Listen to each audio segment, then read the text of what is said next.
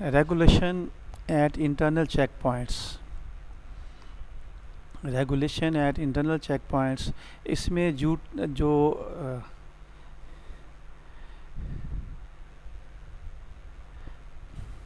इसमें mitotic phase में M check point है, इसी तरह formation of two daughter cell जैसे बनते हैं, इसमें G1 G2 हर जो है G1 पे एक चेक पॉइंट है, इसी तरह सिंथेसिस सेल ग्रोथ। तो ये चेक पॉइंट जो है जब मीट करते हैं तमाम क्राइटेरिया तो फिर इससे आगे जो है फर्दर जो है डिवीजन होती है। तो G1 चेक पॉइंट जो है, G1 check point determine whether all condition are favourable for cell division to proceed. यहाँ पर जो है जो G1 चेक पॉइंट जो इस बात को डिटरमाइन करता है कि वो तमाम की तमाम कंडीशन फेवरेबल हैं, जो एनवायरमेंटल कंडीशन और इंटरनल कंडीशन है जिससे सेल डिवीजन हो सके। The G1 check point also called the restriction point, इसको हम रिस्ट्रिक्शन या स्टॉप पॉइंट भी कह सकते हैं। Is a point at which the cell irreversibly commit to the cell division process. तो इसमें सेल जो है वो रिवर्स नहीं होता, इरिवर्सिबली जो है वो उसमें सेल डिवीजन का प्रोसेस शुरू होता है। एक्सटर्नल इन्फ्लुएंसेस जो हैं such as growth factor play a large role in carrying the cell past the G1 check point.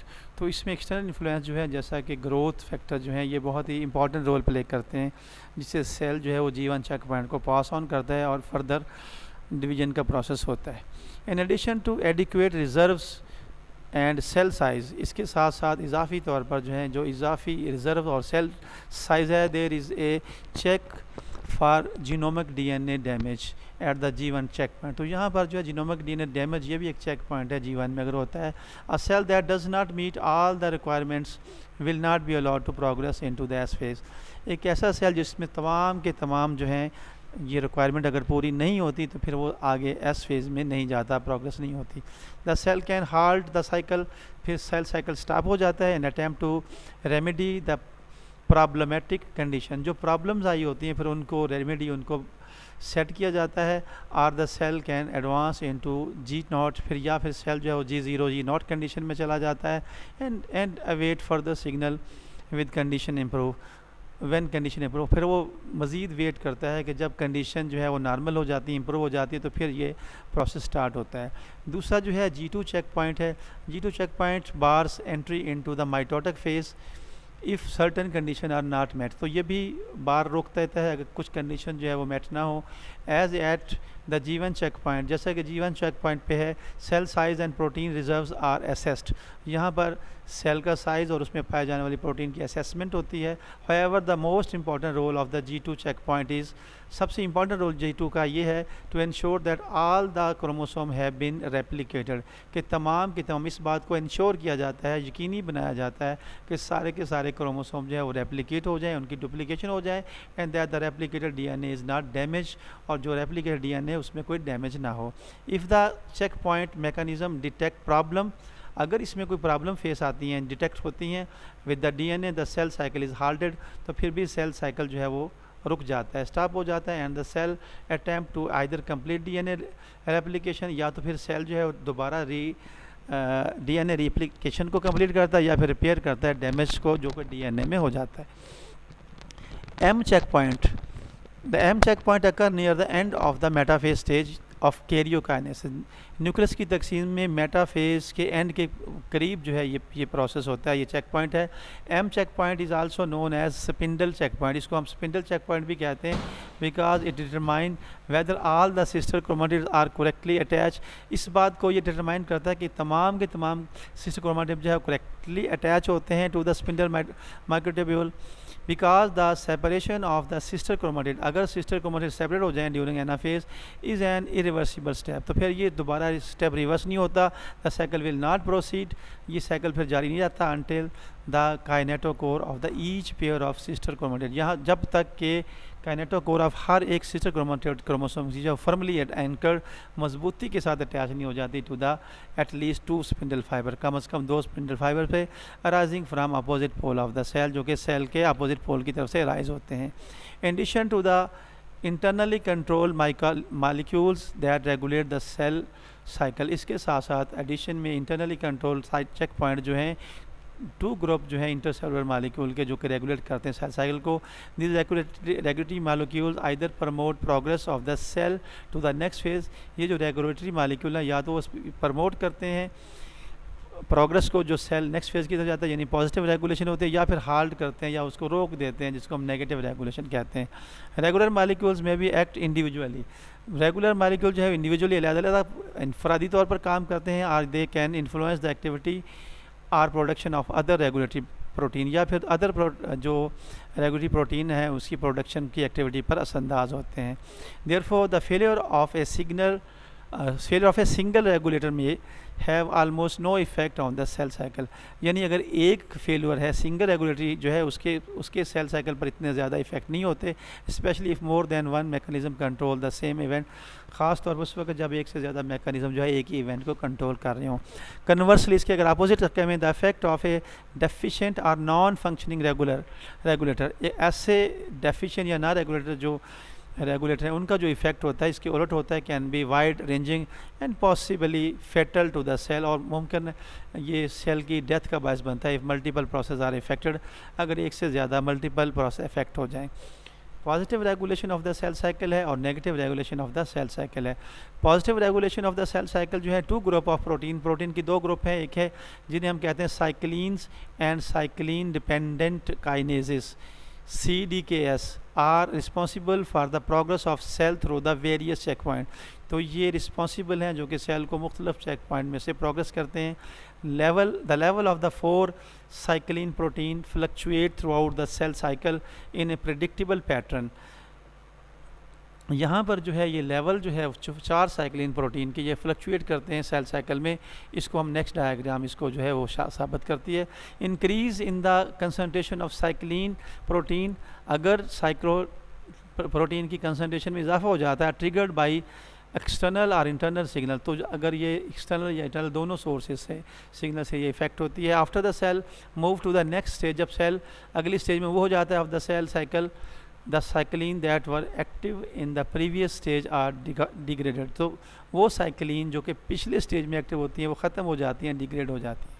यानी इस तरह से जैसे आप देखें कि अगर साइक्लिन डी जो है इसका जैसे ये बढ़ना शुरू होती है, इसी तरह साइक्लिन ई है, साइक्लिन ए है और बी है, तो ये जैसे जैसे ये इनके फेज़ में बढ़ती जाती हैं और इसी तरह ये फिर कम होती जाती हैं, और इस तरह ये साइकिल जो है साइक्लिन एक्सप्रेशन साइकिल जो है वो कंट्रोल करती हैं।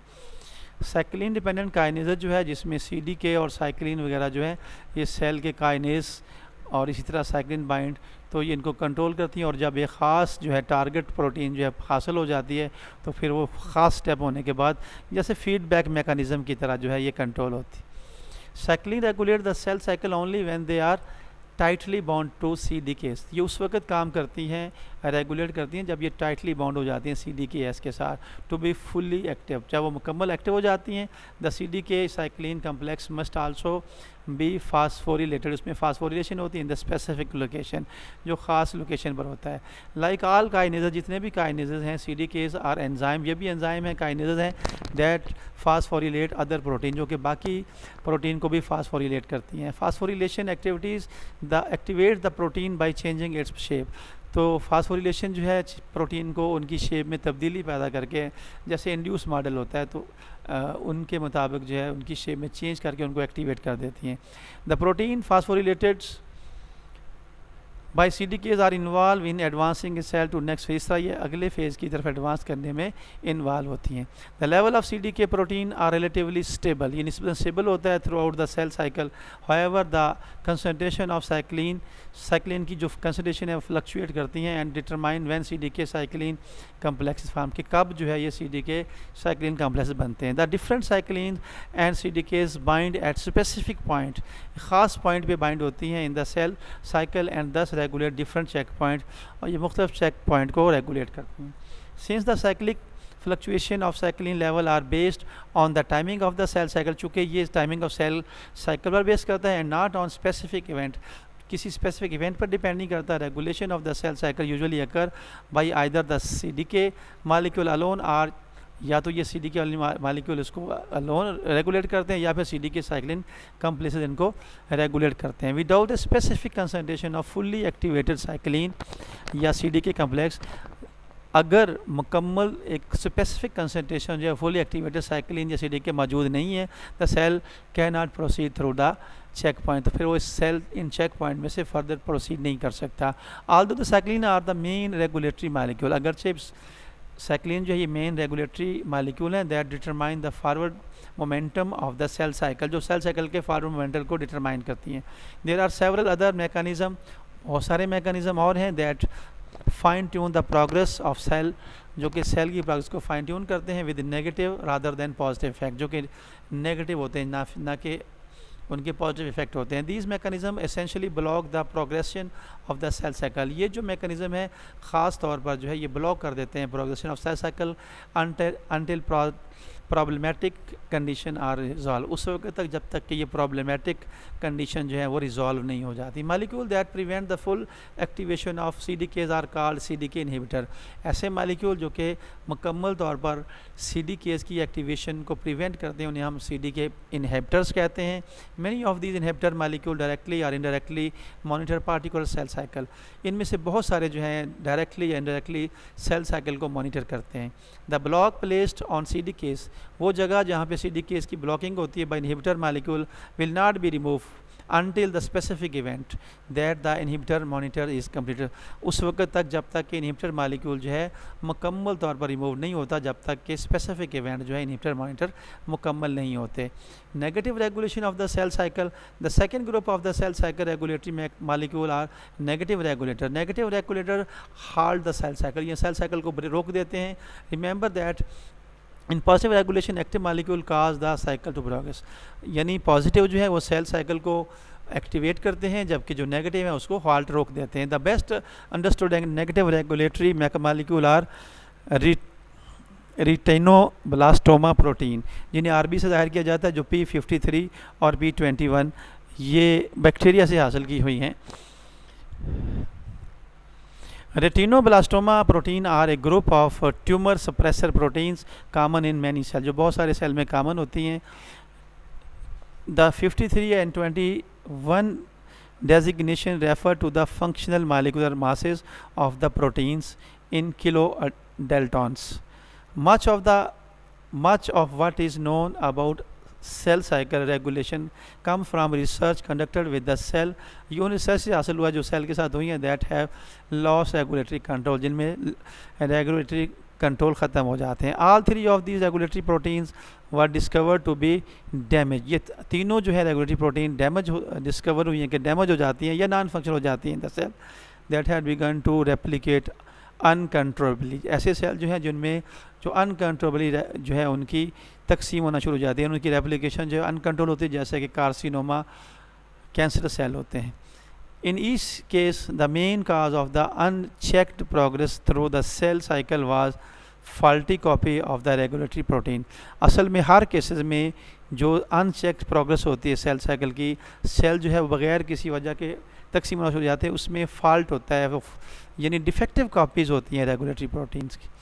तो RBP53 and RBP21 act primarily at the G1 check point, ये G1 चेक पॉइंट पर एक्ट करती हैं। P53 is a multifunctional protein, ये एक मल्टी फंक्शनल प्रोटीन है that has a major impact on the commitment of a cell to division, जो कि cell की डिवीजन के लिए मेजर इम्पैक्ट होता है। Because it act when there is damage DNA in the cell, ये उस वक्त होता है जब एक डैमेज DNA सेल में आता है that are undergoing to preparatory process during G1, जो कि प्रिपरेटरी प्रोसेस में ज़्यादा जो G1 फेज में होता है। If damage DNA is detected, अगर डैमेज DNA डिटेक्ट होता है, P53 हाल्ट कर देती है, रोक देती है सेल साइकिल को, and recruits enzyme to repair the DNA, और फिर ये जो एंजाइम है उनको रिक्रूट करती है उनको ताकि वो DNA को रिपेयर करें। If the DNA can not be repair, अगर DNA रिपेयर ना हो, P53 कैन ट्रिगर एपोप्टोसिस, फिर ये ट्रिगर करते हैं जिसमें सेल एपोप्टोसिस यानी सेल जो है वो सुइसाइड कर देते हैं, खुद को ख़त्म हो जाते हैं, टू प्रिवेंट द डुप्लीकेशन और डैमेज, ताकि डैमेज डुप्लीकेशन ना हो। क्रोमोसोम जो है as P53 level rise, chromosome की तादाद जो जैसे P53 का लेवल बढ़ता है, production of P21 is trigger, P21 की जो प्रोडक्शन है वो ट्रिगर हो जाती है। P21 enforce the halt in the cycle dictated bye P53, फिर ये सेल साइकिल को हाल्ट कर देती है, जिसको डिक्टेट करता है, जो कि ज़ेर असर होते हैं P53 के, बाय बाइंडिंग टू, जो बाइंड हो जाते हैं, inhibiting the activity of the CDK cyclin complex. As a cell is expose to more stress, जैसे ही सेल जो उस पर ज़्यादा स्ट्रेस आता है, higher level of P53 and P21 accumulate, ज़्यादा मकदार में P53 और P22 जमा हो जाती हैं, making it less likely that the cell will move into the S phase. तो फिर सेल जो है वो बहुत कम चांसेस हैं कि एस फेज में जाए। RB exerts its regulatory influence on the other positive regulatory protein, ये दूसरी पॉजिटिव प्रोटीन पर असरअंदाज होती हैं। Chiefly RB monitors cell size, ख़ास तौर पर जो है RB जो है ये सेल साइज़ को मॉनिटर करती हैं। In the active dephosphorylated state, जो कि एक्टिव डीफास्फोरिलेटेड स्टेज होती है, RB bind to the protein, ये प्रोटीन के साथ बाइंड होती है, कॉल्ड ट्रांसक्रिप्शन फैक्टर। ये हम ट्रांसक्रिप्शन फैक्टर कहते हैं, मोस्ट कॉमनली इसको E2F कहते हैं। Transcription factor turn on specific gene, ये ख़ास जीन इसमें टर्न ऑन हो जाती है, allowing the production of protein, वो प्रोटीन प्रोड्यूस होती है एनकोडेड बाय दैट जीन, जो कि इन जीन के ज़रिए कोड होती हैं। When RB is bound to E2F, जब ये RB E2F से बाइंड होती है, production of protein necessary for the G1 S transition is block.